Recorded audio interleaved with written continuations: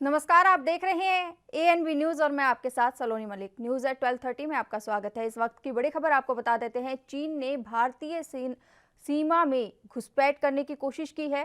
हिमाचल के लाहौल स्पीति में चीन हेलीकॉप्टरों की घुसपैठ। हिमाचल पुलिस ने आईबी को रिपोर्ट भेजी है। सिक्किम में झड़प हुई थी। इस वक्त की बड़ी खबर आपको बता रहे हैं। चीन ने भारतीय सीमा में घुसपैठ करने की कोशिश की है। हिमाचल के लाहौल स्पीति में चीनी हेलीकॉप्टर की घुसपैठ हुई है। अप्रैल मई में 2 बार घटना हुई। हिमाचल पुलिस ने आईबी को रिपोर्ट भेजी है। सिक्किम में झड़प हुई थी। इस वक्त की बड़ी खबर आपको बता रहे हैं। भारत की सीमा रेखा पर चीन की कारस्तानी लगातार जारी है।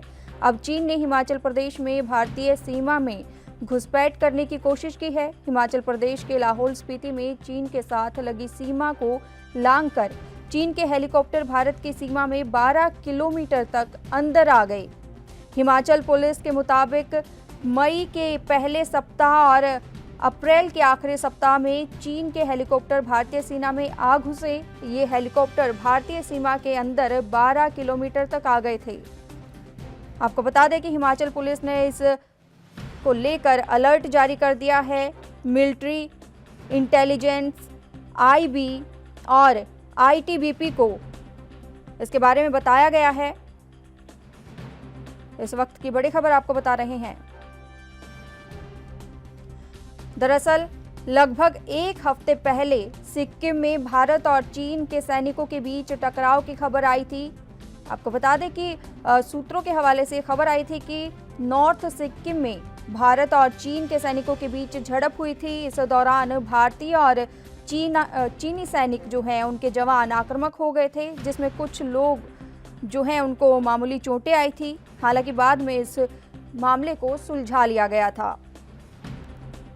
इस वक्त की बड़ी खबर आपको बता रहे हैं। भारत की सीमा रेखा पर चीन की कारस्तानी लगातार जारी है। अब चीन ने हिमाचल प्रदेश में भारतीय सीमा में घुसपैठ करने की कोशिश की है। हिमाचल प्रदेश के लाहौल स्पीति में चीन के साथ लगी सीमा को लांघकर चीन के हेलीकॉप्टर भारत की सीमा में 12 किलोमीटर तक अंदर आ गए। रविंद्र श्रीवास्तव हमारे साथ फोन लाइन पर जुड़ चुके हैं। रविंद्र श्रीवास्तव, आपसे जानना चाहेंगे कि चीन की ओर से फिर से भारतीय सीमा में घुसने की कोशिश की गई है, उसको लेकर अभी क्या जानकारी मिल पा रही है? जी देखिए, एक बार फिर से चीन ने नापाक हरकत की है। चीन ने एलएसी का जो है उल्लंघन किया है। उसके हेलीकॉप्टर जो है 12 किलोमीटर अंदर तक आए हैं। हालांकि भारतीय सेना ने इसका कोई जवाब नहीं दिया है, लेकिन चाइना की जो नीयत है उस पर कहीं ना कहीं एक सवालिया निशान लगता है। अभी 2 दिन पहले ही सिक्किम के इलाके में चाइना के जो जवान थे, उन्होंने वहां भारतीय सीमा के भारतीय सेना के जवानों के साथ जो है धक्का मुक्की की थी। वहां पर भी जो नियंत्रण रेखा जो बनाई हुई है उसको हटाने की कोशिश की थी। वहां पर भी जो है झड़प हुई थी। लेकिन कहीं ना कहीं जिस तरह से कोरोना काल में जो चाइना की तरफ से कोरोना भेजा गया था, उसको लेकर अब चाइना जो है भारत के साथ कहीं ना कहीं जिस तरह से आर्थिक जो हालात बिगड़ रहे हैं चाइना के अंदर, उसको लेकर वो भारत में जो है अपनी दखलंदाजी जो है वो ज्यादा करनी शुरू कर दी है उसने। जी रविंद्र श्रीवास्तव, आपसे जानना चाहेंगे कि जिस तरीके से बार बार अमेरिकी राष्ट्रपति डोनाल्ड ट्रंप भी चीन को के ऊपर सवाल खड़े कर रहे हैं कि जो वायरस का फैलाव हुआ है वो चीन से ही हुआ है। ऐसे में अगर भारत की बात करें तो भारत लगातार मदद करने को आगे बढ़ता रहा है, तो क्या इस मुद्दे को लेकर भी, इस मामले को लेकर भी चीन बौखलाया हुआ है? जी देखिए, जिस तरह से चाइना ने वायरस जो है पूरे विश्व में फैलाया है, उसके बाद अमेरिका जो है लगातार अपने जो तेवर है वो कड़े किए हुए है और चाइना को बार बार वो जो है डांट कर रहा है। लेकिन कहीं ना कहीं देखा जाए तो चाइना अमेरिका जो है अब भारत के साथ अपने रिश्ते जो है बेहतर कर रहा है। कई कंपनीज जो हैं वो चाइना से निकलकर भारत की तरफ जो है रुख करने की कोशिश कर रही है। श्रीवास्तव, क्या यही वजह तो नहीं है कि जिस तरीके से वो कंपनी जो है जो चाइना में इस टाइम काम कर रही है चीन में, ऐसे में कुछ जो कंपनी है, अगर एप्पल की बात करें तो एप्पल भी यहाँ पर भारत में अपना निर्यात बढ़ाने की कोशिश कर रही है, अपने काम करने की कोशिश कर रही है, तो ऐसे में कोई इसको लेकर चीन बौखलाया हुआ तो नहीं है? जी बिल्कुल, चाइना इसी वजह से बौखलाहट जो है चाइना की साफ नजर आ रही है, क्योंकि चाइना लगातार अंतरराष्ट्रीय स्तर पर जो है वो उसको अमेरिका घेर रहा है, जिसके चलते चाइना की जो बौखलाहट है साफ नजर आ रही है। क्योंकि वहां पर जितनी कंपनीज हैं, खास करके अगर एप्पल की बात करें तो एप्पल ने भी भारत का रुख जो है वो साफ कर दिया है कि वो भारत में अपने प्लांट जो है वो लगाएगा।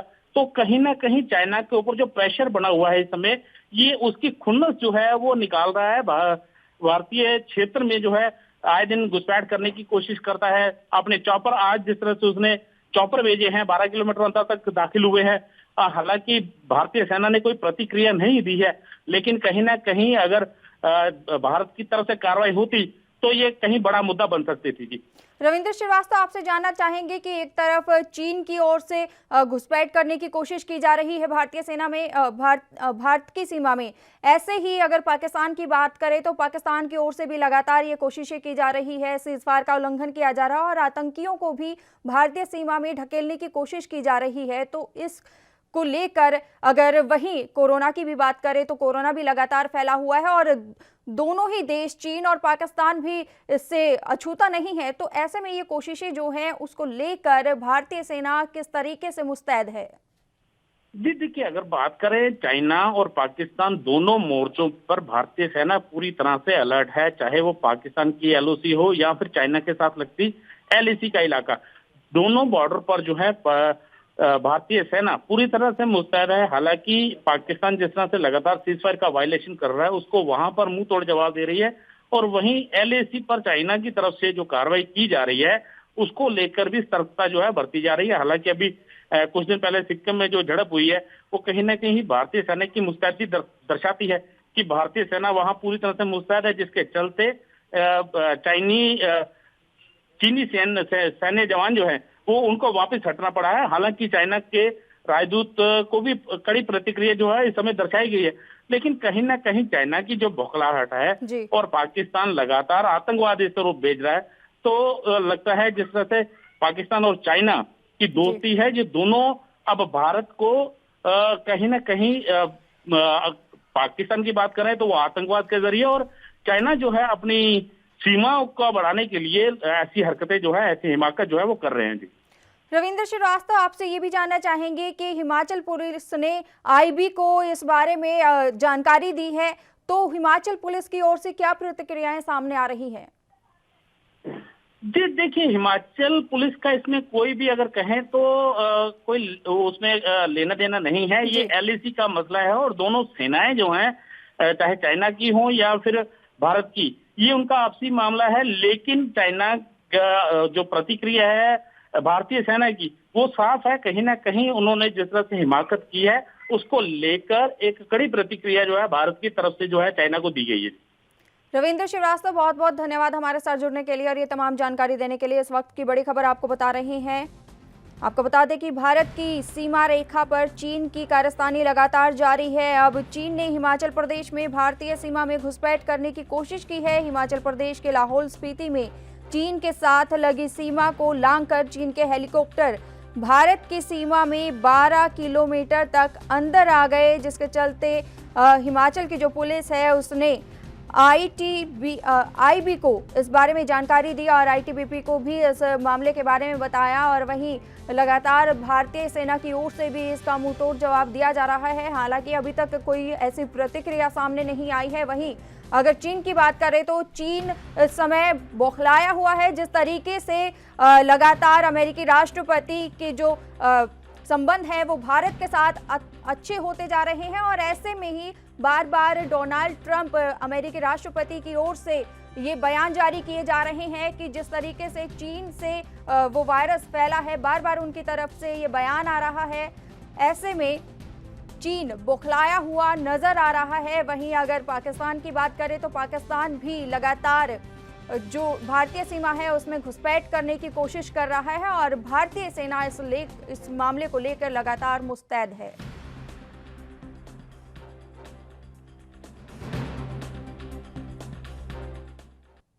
कोरोना वायरस का कहर लगातार जारी है। राजधानी दिल्ली की बात करें तो राजधानी दिल्ली में भी लगातार मामले बढ़ते ही जा रहे हैं। ताज़ा मामला हिंदूराव अस्पताल के 6 कर्मचारियों में कोरोना पॉजिटिव पाया गया है।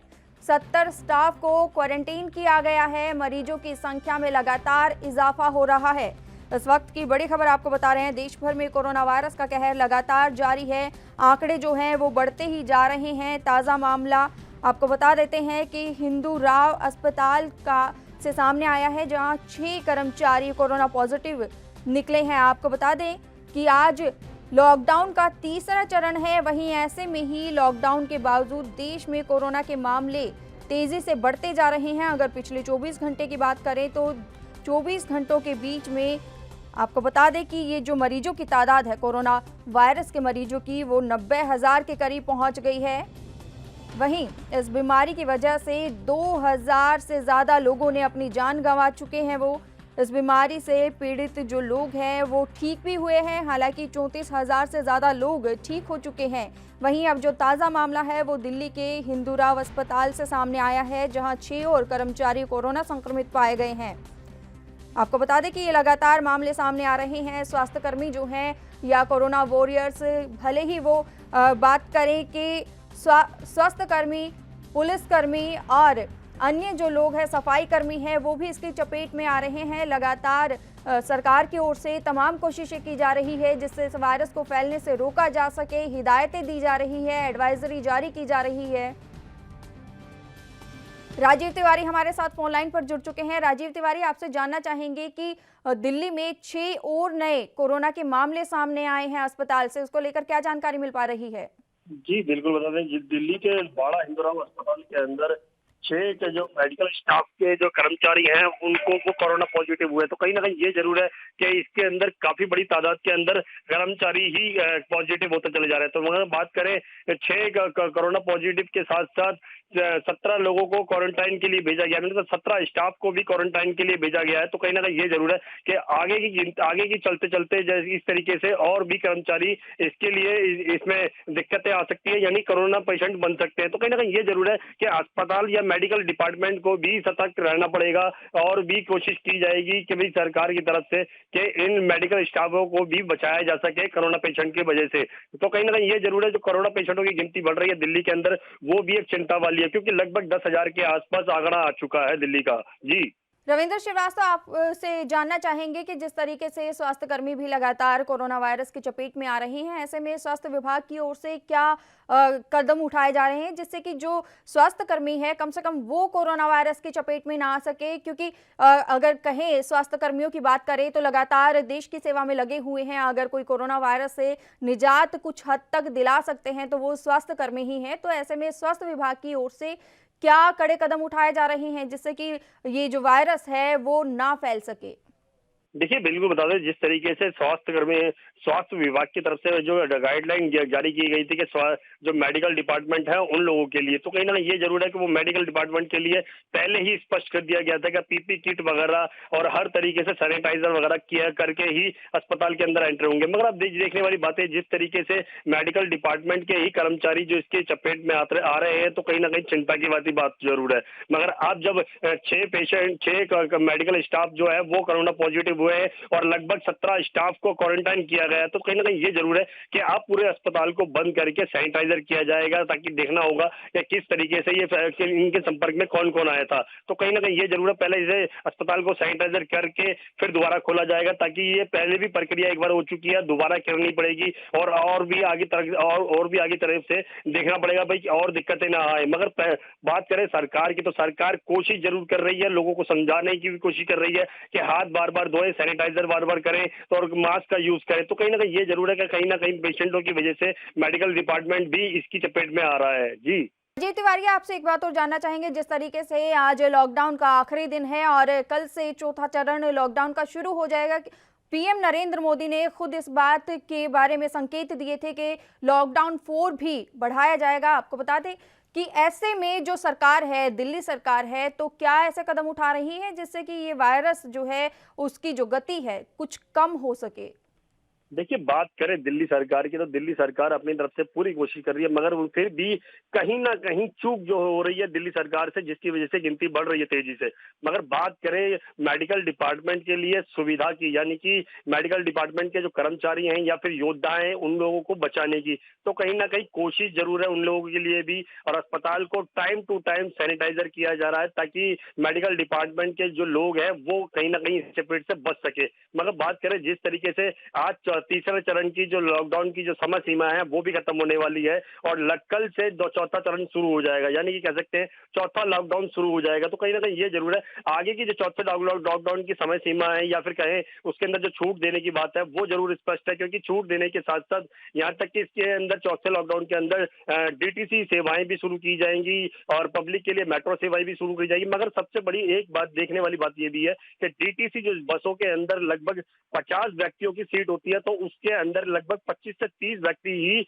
सवारियों को बिठाया जाएगा, यानी कि उसके अंदर सोशल डिस्टेंसिंग का पालन हो सके। मगर कहीं ना कहीं ये जरूर है कि मेट्रो के अंदर भी इसी तरीके से करा जाएगा। अगर कोई सोशल डिस्टेंसिंग का पालन नहीं करता है तो उसको बसों के अंदर और मेट्रो के अंदर चढ़ने नहीं दिया जाएगा, और उनको वापस कर दिया जाएगा मेट्रो और बसों की सेवाओं से। जी राजीव तिवारी, बहुत बहुत धन्यवाद हमारे साथ जुड़ने के लिए और ये तमाम जानकारी देने के लिए। इस वक्त की बड़ी खबर आपको बता रहे हैं, राजधानी दिल्ली में लगातार कोरोना वायरस का कहर जारी है। हिंदू राव अस्पताल से 6 कोरोना पॉजिटिव मरीजों का मामला सामने आया है, जिसके चलते 70 स्टाफ जो है वहां के उनको क्वारंटीन कर दिया गया है। मरीजों की संख्या में लगातार इजाफा हो रहा है।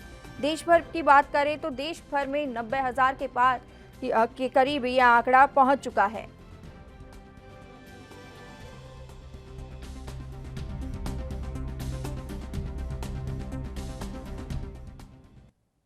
इस वक्त की बड़ी खबर आपको बता देते हैं, जिस तरीके से पीएम नरेंद्र मोदी ने 20 लाख करोड़ रुपए के पैकेज का ऐलान किया था, उसी कड़ी में वित्त मंत्री निर्मला सीतारमण लगातार ऐलान कर रही हैं। आपको बता दें कि 40,000 करोड़ मनरेगा का बजट बढ़ाया गया है। स्वास्थ्य के लिए 15,000 करोड़ रुपए जारी किए गए हैं।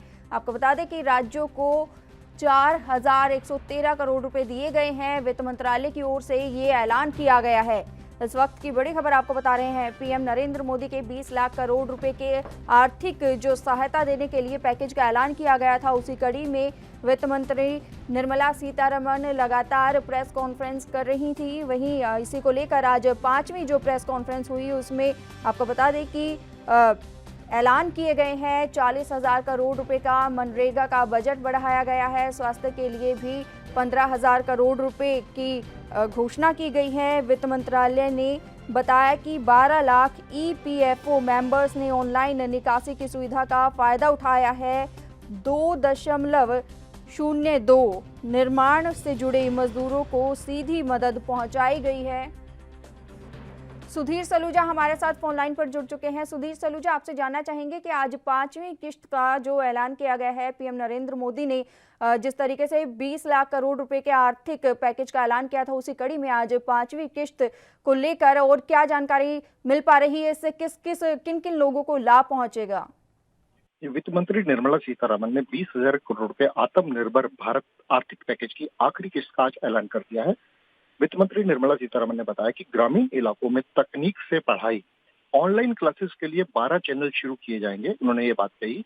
स्वयं प्रभा जो एक डायरेक्ट टेलीकास्ट मोड है, इसमें 3 चैनल पहले से ही स्कूली शिक्षा के लिए चिन्हित हैं।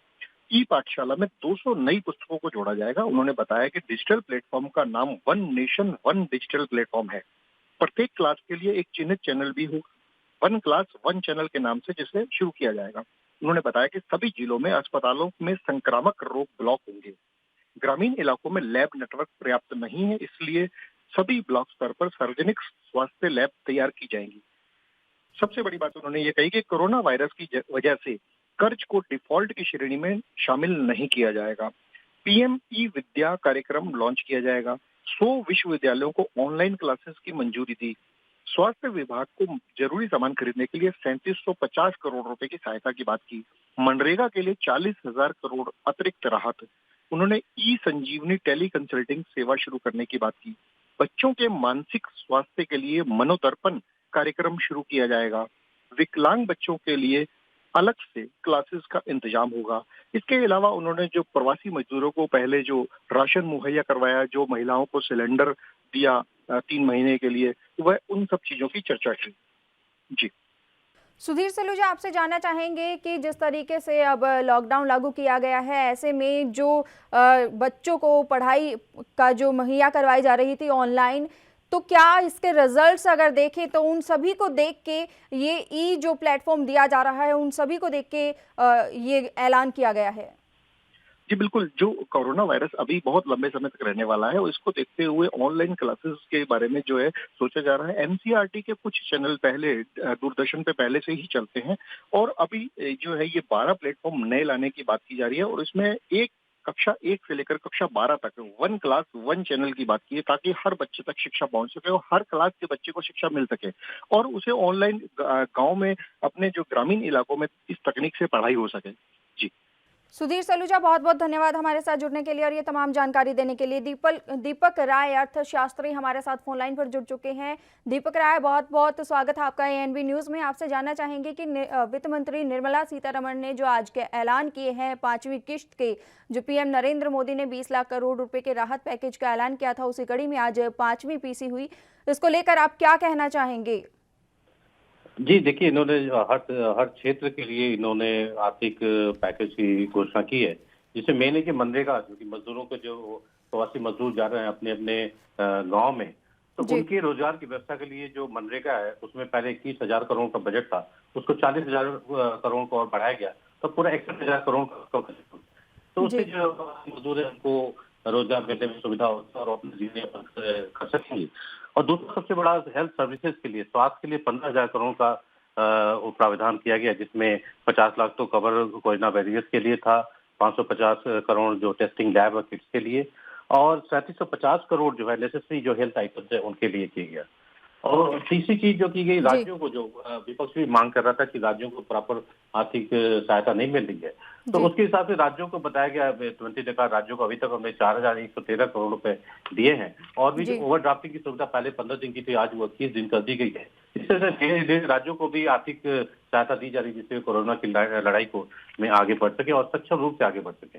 और चौथी बहुत बड़ी चीज है, ग्रामीण इलाकों में जो ऑनलाइन एजुकेशन की सुविधा, जिसमें कि एक दीक्षा नाम से जो ऑनलाइन एजुकेशन पोर्टल तैयार किया जाएगा, और उससे जो ऑनलाइन सुविधा जो है सभी क्लास के बच्चों को दी जाएगी, जिसमें 12 चैनल शुरू किए जाएंगे एक एक क्लास के लिए। तो ये बहुत बड़ा स्टेप होगा, और मैं कहता कि ये चीजें जो है कोरोना से लड़ने के लिए और आगे आर्थिक व्यवस्था को भी सुदृढ़ करने के लिए बहुत बड़ा स्टेप होगा। दीपक राय, आपसे जानना चाहेंगे, जिस तरीके से अब आर्थिक मंदी का दौर चला हुआ है और ऐसे में जो ये ऐलान किए गए हैं वो किस हद तक कारगर साबित होंगे?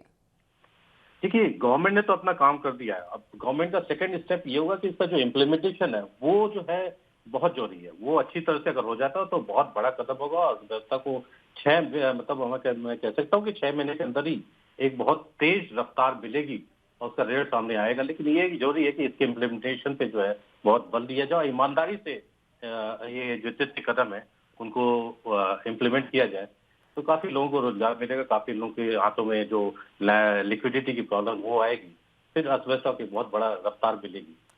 आपसे जानना चाहेंगे, जिस तरीके से प्रवासी मजदूर लगातार पलायन कर रहे हैं और बहुत सारी दिक्कतों का वो सामना कर रहे हैं, हालांकि कुछ मजदूर ऐसे भी हैं जो हादसों के शिकार हुए हैं, तो ऐसे में अगर प्रवासी मजदूरों की बात करें तो ये राहत पैकेज जो है उनके लिए किस तरीके से काम करेगा, कितना फायदा उनको पहुंचेगा? जी, उनकी तो सबसे बड़ी चिंता थी कि गांव में जा रहे हैं तो उनके लिए कुछ करने के लिए नहीं है, आज भी उनके पास पैसा नहीं है। तो अगर उनको जाते ही अगर रोजगार मिलता है, उससे उनकी इनकम आती है, तो एक ही जो सर्वाइवल की बात है तो वो तो होगा ही, उसके पास पैसे आएंगे, खाने पीने की व्यवस्था आएगी, और उसके साथ साथ गवर्नमेंट भी जो है 5 किलो अनाज दे रही है, चना दे रही है, दाल दे रही है। तो आज इमीडिएट तो ये कि जो खाना पीना वो तो मिल रहा है, लेकिन आगे के लिए ये है कि उनको अगर रोजगार मिलेगा तो आगे के जीवन यापन के लिए भी उनको बल मिलेगा, और बहुत बड़ी प्रॉब्लम है तो सॉल्व होगी इससे। जो इसकी मेन चिंता है कि हमें रोजगार मिले, कैसे मेरे पास पैसा है, तो उसको सॉल्व करने के लिए गवर्नमेंट ने ये इतना बड़ा कदम उठाया और 61,000 करोड़ का बजट दिया हुआ है, जिससे बहुत बड़ी हेल्प मिलेगी। दीपक राय, बहुत बहुत धन्यवाद हमारे साथ जुड़ने के लिए और ये तमाम जानकारी देने के लिए। रत्नाकर सिंह, कांग्रेस नेता, हमारे साथ फोन लाइन पर जुड़ चुके हैं। आपका बहुत बहुत स्वागत है एएनबी न्यूज़ में। आपसे जानना चाहेंगे कि जो राहत पैकेज के लिए आज वित्त मंत्री निर्मला सीतारमण ने 5वीं प्रेस कॉन्फ्रेंस करी और इसमें किसानों के लिए, स्कूली बच्चों के लिए जो ऐलान किए गए, मजदूरों के लिए जो ऐलान किए गए, उसको लेकर क्या कहना चाहेंगे आप? देखिए सरकार जो ये चरणबद्ध तरीके से ऐलान कर रही है, हर दिन आके एक नया शगुफा लोगों के सामने छोड़ रही है। सबसे पहले चीज ये है कि जो हमारे गरीब मजदूर हैं, जो प्रवासी मजदूर हैं, वो रास्ते में जो भूखों नंगे पैर पैदल चल रहे हैं, उनको इमीडिएट खाने पीने की व्यवस्था करनी चाहिए, उनको घर पहुंचाने की व्यवस्था करनी चाहिए। उसकी जगह पे सरकार पंचवर्षीय योजना की तरह चरण जो है प्लानिंग का ऐलान कर रही है कि ये हम भविष्य में करेंगे। अब आप देखिए, जो वन नेशन वन राशन का इन्होंने जो ऐलान किया है, वो जाके अगस्त महीने से चालू होगा। तो अगस्त महीने में जो चालू होगा, जो मजदूर जिनका राशन कार्ड अभी दूसरे प्रदेशों में है, वो अपने गांव को पहुंचेंगे, तो वहां पे वो राशन की जरूरत होगी, तो वो राशन कहाँ से लेंगे? तो अभी हाल फिलहाल रिक्वायरमेंट लोगों की है, अभी की जरूरत है, कैश बेनिफिट की जरूरत है, उनको कैश चाहिए, कैश ट्रांसफर कराने की जरूरत है। कल भी राहुल गांधी जी ने अपने प्रेस कॉन्फ्रेंस में ये कहा है कि लोगों को कैश जितना संभव हो सके, भले 2 महीना या 3 महीने के लिए न्याय योजना की तरह उनके अकाउंट में कैश ट्रांसफर किया जाए, जिससे उनको तुरंत फायदा मिले। अभी वो दिहाड़ी मजदूर हैं जो रोज कमाते हैं, रोज खाते हैं, उनके पास पैसे नहीं है, अभी वो कैसे सरवाइव करेंगे? रत्नाकर सिंह, आपसे जानना चाहेंगे, जिस तरीके से बार बार अगर कांग्रेस की बात करें तो कांग्रेस की ओर से ये कहा जा रहा था कि राहत पैकेज का ऐलान नहीं किया जा रहा है, तो ऐसे में ये राहत पैकेज का अब ऐलान भी हो गया है, तो बार बार विपक्ष इतना हमलावर नजर क्यों आता है? रत्नाकर सिंह, लगता है हमारा संपर्क उनसे टूट गया है। इस वक्त की बड़ी खबर आपको बता रहे हैं, वित्त मंत्री निर्मला सीतारमण ने आज 5वीं प्रेस कॉन्फ्रेंस की। इस दौरान उन्होंने 40,000 करोड़ रुपए मनरेगा का बजट बढ़ाया गया है, ये सब ऐलान उनकी ओर से किए गए हैं।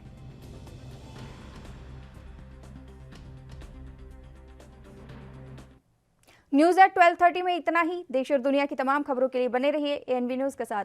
नमस्कार। आप भी अपनी प्रतिभा दिखाना चाहते हैं और खबरों को हम तक पहुंचाना चाहते हैं, तो तमाम खबरों को करें अपने मोबाइल पर रिकॉर्ड और 7888497079 पर करें व्हाट्सएप। साथ ही दुनिया की तमाम खबरों से जुड़े रहने के लिए हमारे चैनल को करें लाइक, शेयर, सब्सक्राइब।